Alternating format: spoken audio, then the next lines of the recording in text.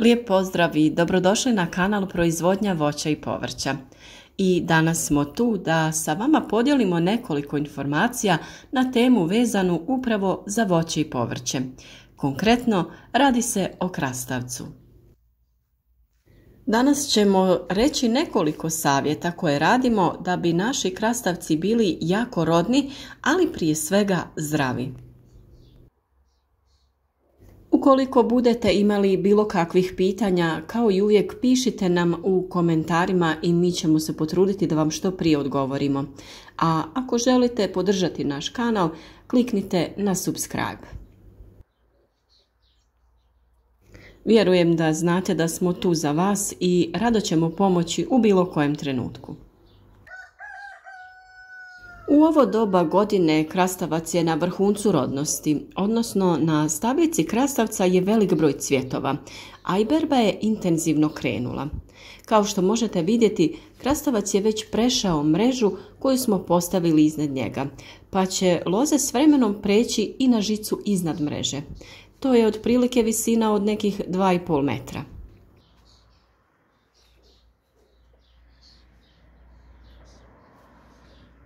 Neke biljke su došle čak i do vrha plastenika, kao na primjer naša boranija. O njoj ćemo uskoro pričati u nekom drugom videu.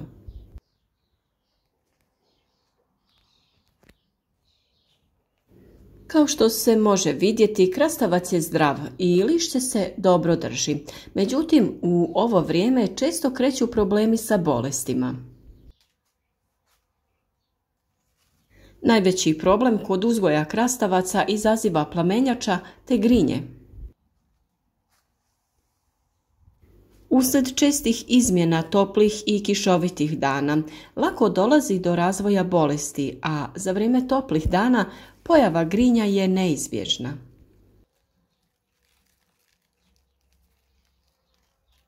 Plodovi krastavca su tu i bilo kakav tretman hemijskim sredstvima sada nije poželjan.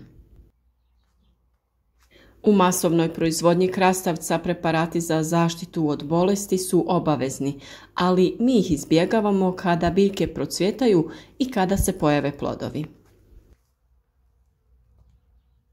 Upravo iz tog razloga uvijek preporučujemo preventivnu borbu protiv bolesti i štetnika.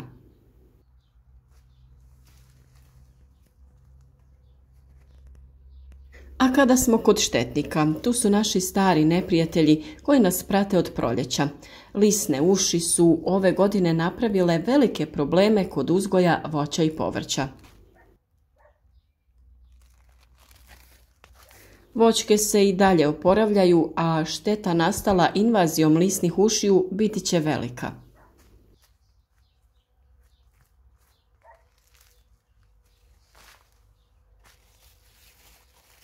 Ovo što se vidi na foliji ispod krastavaca nije neoplođeni cvijet, već vrh cvijeta koji opada nakon oplodnje i zametanja ploda. To je znak da je berba uveliko krenula. A da bi nam biljke dale sve te plodove, redovno ćemo im davati vodu i hranjiva. U ovoj fazi jako je bitan kalij i kalcij, ali ne možemo zaboraviti i druga dva makrohranjiva, a to su azot i fosfor. Biljke se još uvijek razvijaju i to treba da traje sve do jeseni.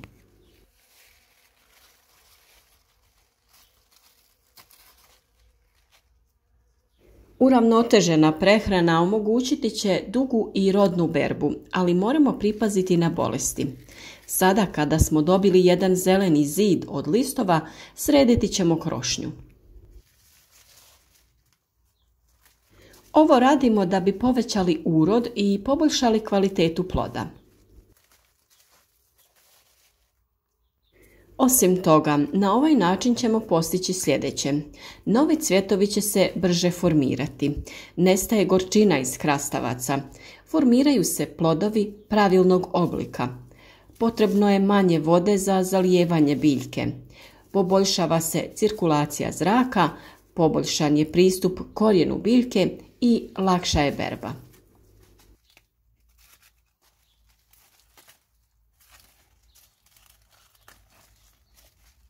Neki od listova su se osušili ili su počeli dobivati žutu boju.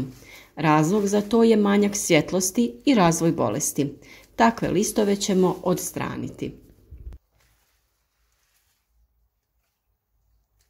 U stvari, odstraniti ćemo sve listove i zaperke koji se nalaze u prostoru oko korijena, odnosno do visine od 40 cm. Najčešće se upravo u tom dijelu grma razvija i bolest, a kasnije se širi i na listove iznad.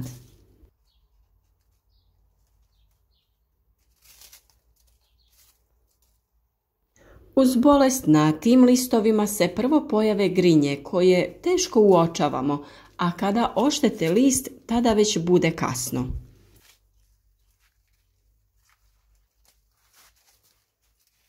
Ovi štetnici rade veliku štetu, a najčešća grinja koja se nađe jeste crveni pauk. On se najčešće pojavljuje pri velikim vrućinama i na suhim stazama oko naših biljaka. Nemojte pokušavati tražiti te crvene insekte pod listom ili na listu. Oni su toliko sitni da ih teško možete vidjeti golim okom. Najlakše ih je uočiti ako otresemo nekoliko puta list po bijelom papiru. Tada na papiru možemo uočiti jako sitne grinje koje se kreću okolo.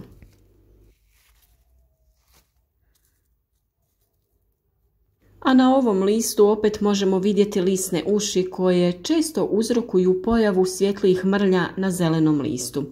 Kada to uočite na listu, uvijek pogledajte kako je stanje ispod lista.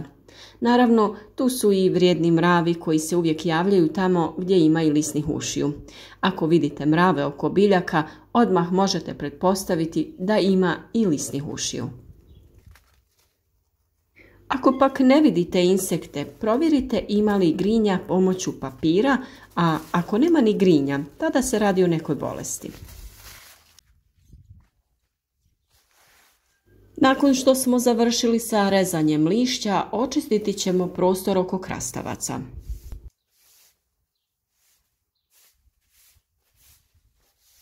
Mi smo na staze između redova postavili deblju malč foliju kako bi spriječili rast korova, a u isto vrijeme spriječili i pojavu prašine.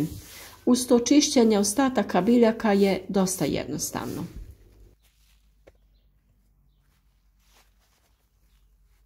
Zadržavanjem ostataka biljaka ispod grma dolazi do njihovog raspadanja, što uzrokuje razvoj bolesti koja tada lako prelazi na ostatak biljke. Kada ostatke očistimo, dobro bi bilo izvršiti i dezinfekciju preparatom od sode i koprive. O ovim preparatima smo govorili u drugim našim videima i pomoću njih smo se borili protiv bolesti i insekata.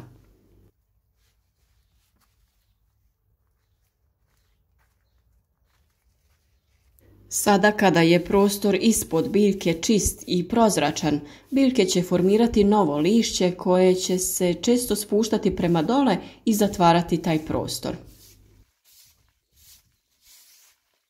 Upravo zbog toga ćemo povremeno ukloniti i to lišće kada se spusti bliže zemlji.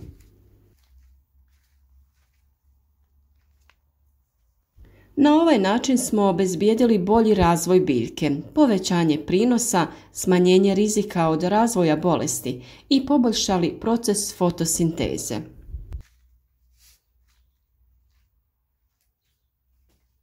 A zbog toga biljke će nas nagraditi dobrom berbom ukusnih i kvalitetnih plodova.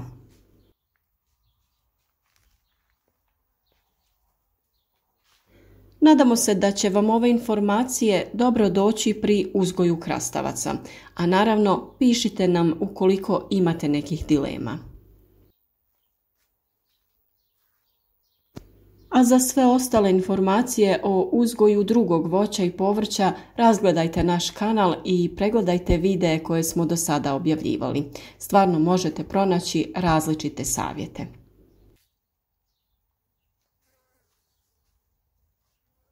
Želimo vam za kraj naravno i uspješnu sezonu berbe krastavca i šaljemo lijep pozdrav.